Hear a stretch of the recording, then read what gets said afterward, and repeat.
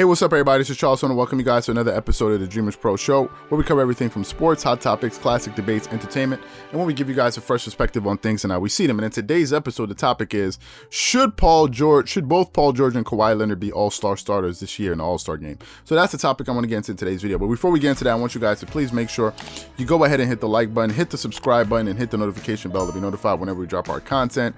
Also be on the lookout for our Dreamerspro Premium Community, which is coming out February 1st, and also be on the lookout for Dreamerspro.com, which we're going to be working on subsequently. Anyway, let me get into the topic here. So as y'all know, All-Star voting has started.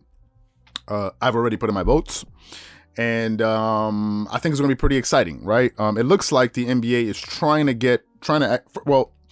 initially, they were saying it wasn't going to be an all-star game, but there was going to be all-star voting. So players would at least get their credentials and recognition that, okay, they made all-star teams.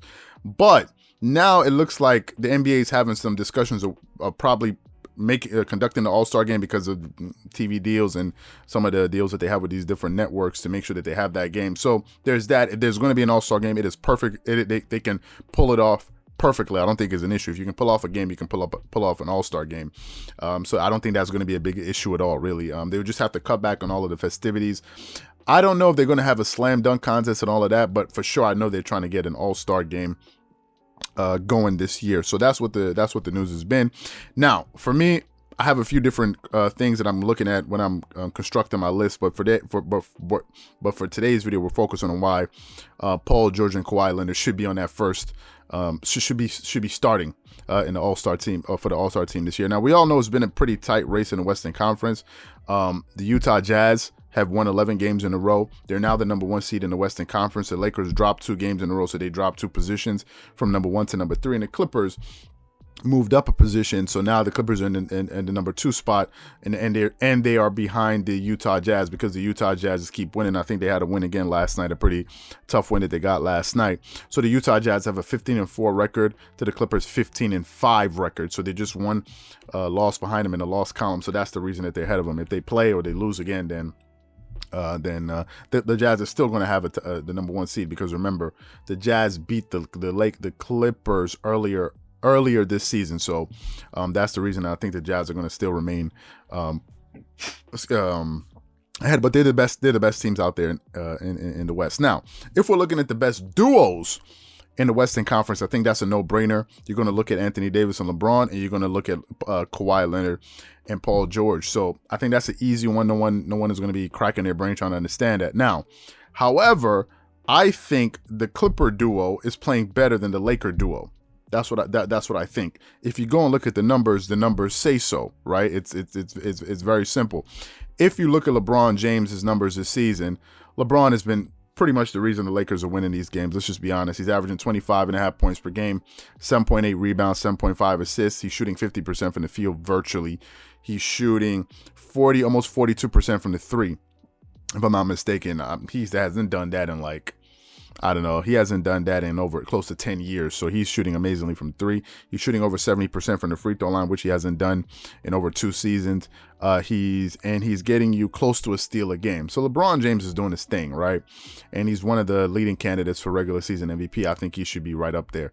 Then if you look at his counterpart, however, in Anthony Davis is not playing at the level that he played last year. His scoring is down 4 points. He's averaging 22 points per game this season. Field goal shooting is pretty much the same. His free throw shooting is down by almost 15 for sure, 14 percentage points. So that's very low. He's getting less rebounds this year. He's getting more assists this year, but he got more steals and more blocks last season. So of the duo, and then if you look at the Kawhi Leonard, these guys, Kawhi Leonard is averaging 26 points per game. Last night, he didn't even play the fourth quarter. He's shooting 50.7% from the field, 41% from the 3, 90% from the free throw line. He's getting you 5.3 rebounds, 5.6 assists, 1.9 steals per game. So Kawhi Leonard is having a 50-40-90 season. That's a no-brainer. He's doing his thing. If we look at Paul George is averaging 24 points per game, shooting 50% from the field, 47.5% from the three-point line, 91% from the free throw line, getting you 6.4 rebounds, 5.4 assists, 1.2 steals. So Paul George is also having another 50-40-90 season, right? Now, if we're looking at making this list, it's going to be a little bit tricky, but I think we can pull it off and get 2 Clippers in the to start this list. Now, There's another player that I think should replace a player that some people will say, no, this guy has to start for the team. And let me see if I can pull up his stats here. I thought I had it open, but let me pull it up here. And his name, okay, here it is. His name is Donovan Mitchell. Okay. I think Donovan Mitchell should start over Stephen Curry. This is just my opinion, right? I think Donovan Mitchell should start over Stephen Curry. I've seen a lot of people's lists, and they automatically put Stephen Curry in the starting lineup over Donovan Mitchell, and I'm not sure why. Now, let's look at Stephen Curry's numbers. Stephen Curry's averaging 27.7 points per game, 5.4 rebounds, and 6 assists. He's shooting 45% from the field. He's shooting 39% from the three-point line, 92% from the free throw line. He's getting you 5.4 rebounds, 6 assists, and 1.2 steals a game. Right, so he's doing his thing. If you look at Donovan Mitchell, on the other hand, Donovan Mitchell is averaging 23 points per game, so he's averaging less points. He's shooting a lower field goal percentage from 45 to 43. He's shooting a higher three-point percentage. He's shooting close to 40% from the three, 39.5. He's shooting 83% from the free throw line, but Stephen Curry is shooting a higher percentage. He's getting you 4.4 rebounds, 4.9 assists, and just a steal a game. Now, the difference with these two guys is that Donovan Mitchell's team is the number 1 team in the Western Conference, and Stephen Curry's team is the number 9th team in the Western Conference. That's important, right? Stephen Curry's team, they have a 10-9 record to the Utah Jazz, who have a 15-4 record. You got to reward the guy for winning, man. Like, is Stephen Curry the better player? Obviously. If we're just going off of popularity, then I can understand Stephen Curry starting ahead of Donovan Mitchell. But if we're going off of actually who's accomplishing the most right now, it's going to be hard to go with Stephen Curry over Donovan Mitchell. So for me, I would reward Donovan Mitchell for playing so well and also having great team success, and give him the starting position over Curry. So I would start Donovan Mitchell at the point guard. Then from there, I think it's very simple. I would start Paul George, and some people have Luka Doncic at the 2. I don't have Luka Doncic at the 2. I have Paul George at the 2. Now, this one may draw a little bit of controversy, but I don't think it's that controversial at all. First of all, the Dallas Mavericks have an 8-11 record.